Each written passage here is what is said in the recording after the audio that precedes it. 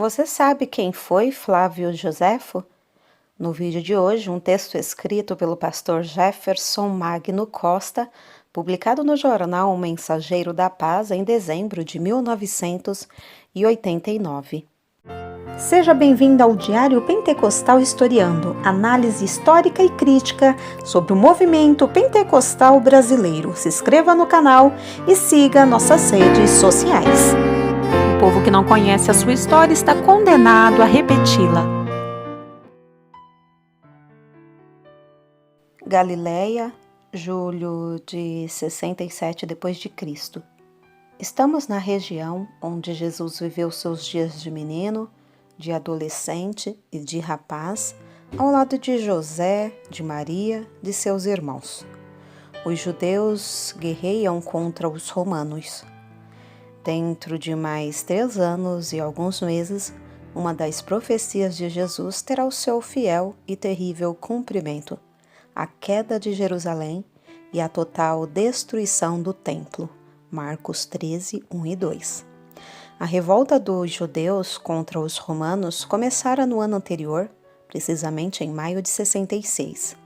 Nessa época, Galileia estava sob o domínio do procurador ou governador romano Gécio Floro.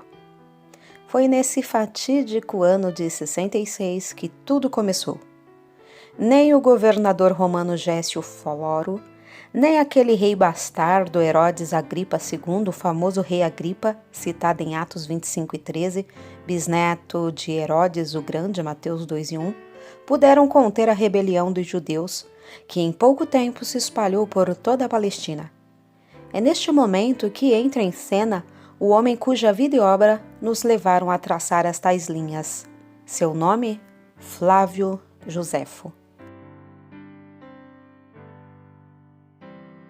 Uma testemunha do tempo de Cristo. Aliás, não era assim que os seus compatriotas judeus o conheciam, e sim por Yosef ben Matiuau a-Koren, seu verdadeiro nome.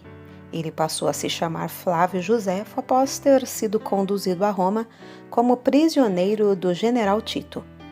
Joséfo, que participou da guerra contra os romanos como general das forças judaicas que combatiam os exércitos de Nero na Galileia, foi testemunha ocular da queda de Jerusalém e da destruição do templo. Ele viu a Palestina que Jesus viu, conversou pessoalmente com um dos Herodes e conheceu dezenas de outras pessoas citadas tanto nos evangelhos como no livro de Atos dos Apóstolos. A trajetória de um sacerdote fariseu. Joséfo nasceu no ano de 37 ou 38 da era cristã. No ano do seu nascimento, Jerusalém estava sendo sacudida pela pregação dos apóstolos. Porém, ele, à semelhança do apóstolo Paulo, foi educado dentro das mais rigorosas exigências rabínicas. Destacou-se de tal modo no estudo da lei que aos 14 anos de idade, segundo ele mesmo conta em sua autobiografia, os rabinos conversavam consigo de igual para igual sobre os mais difíceis e variados assuntos.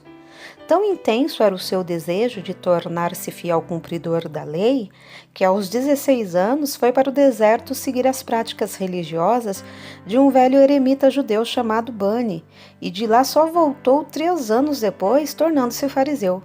Pouco tempo depois, era sacerdote.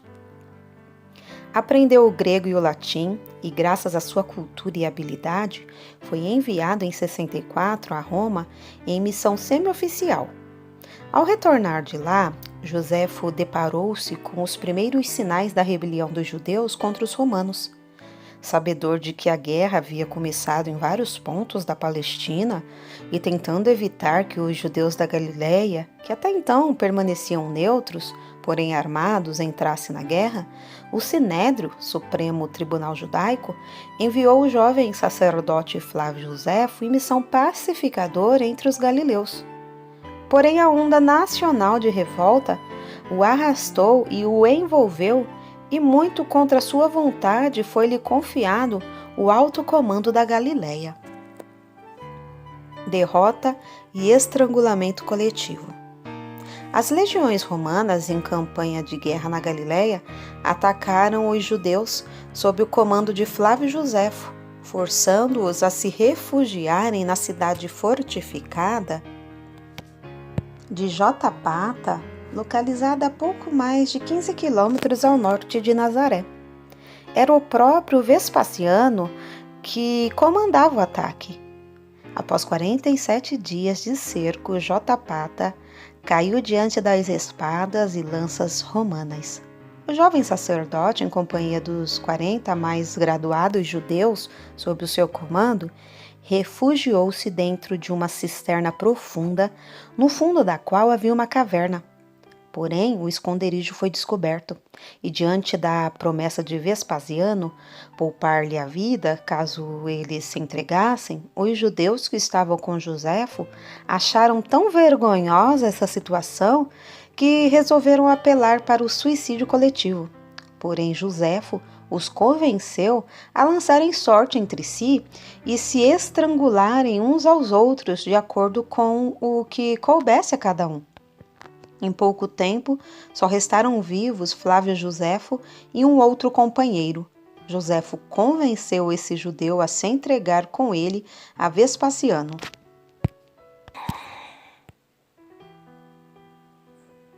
Diante do comandante dos exércitos de César, Flávio Joséfo profetizou que Vespasiano em breve seria chamado a Roma para ocupar o trono vazio. Isto aconteceu 2 anos depois. Vespasiano tornou-se imperador, deixando no seu lugar seu filho Tito, de quem Joséfo tornou-se prisioneiro e intérprete. Fim da guerra, Joséfo foi conduzido para Roma. Prisioneiro e amigo do imperador. Em Roma, o imperador Vespasiano o tratou como um personagem ilustre, permitindo que ele transitasse livremente por todos os lugares da cidade e o presenteou com propriedades e outros bens. Despreocupado com seu próprio sustento, Joséfo viu-se dono do seu tempo e totalmente livre para escrever.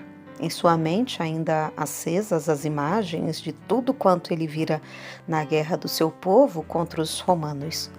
Foi então que ele escreveu o mais importante documento histórico sobre o desastre da nação judaica previsto por Jesus, o livro As Guerras Judaicas. Escreveu-o inicialmente em aramaico, visando informar os judeus que não conheciam outros idiomas, e em seguida para tornar esse livro conhecido de todos, traduzindo-o para o idioma mais falado no seu tempo, o grego. O relato de um historiador do tempo dos apóstolos.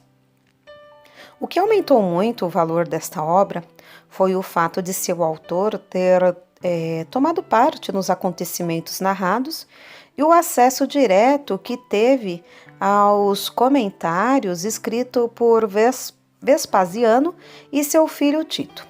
Durante os 30 anos em que viveu na capital romana, Joséfo escreveu ao todo 4 livros.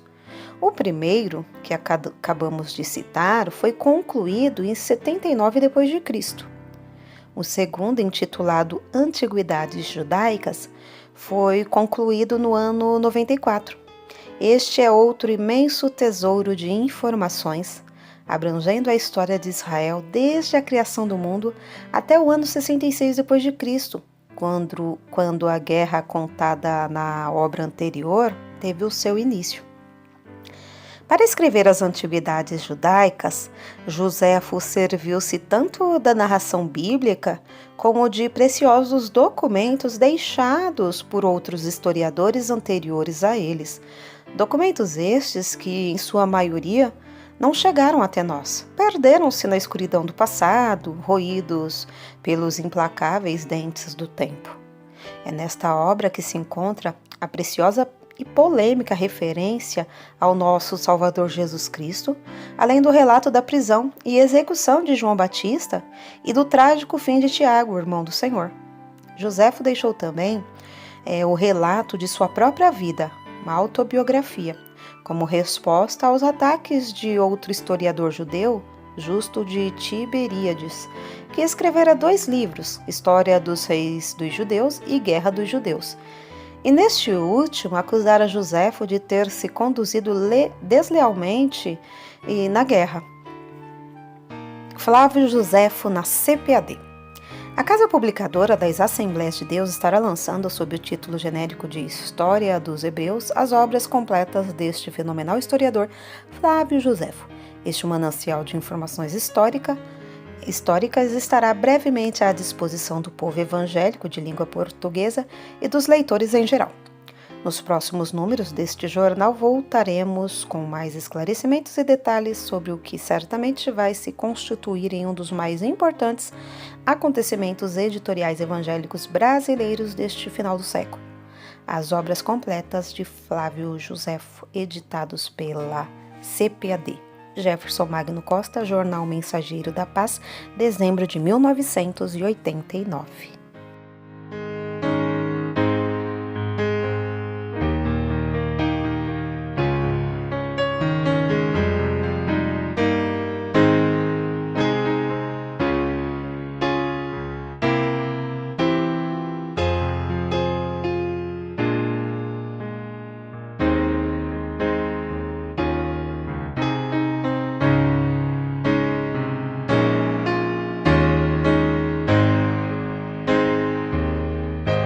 Porque nada podemos contra a verdade, senão pela verdade. Segunda carta aos Coríntios 13:8.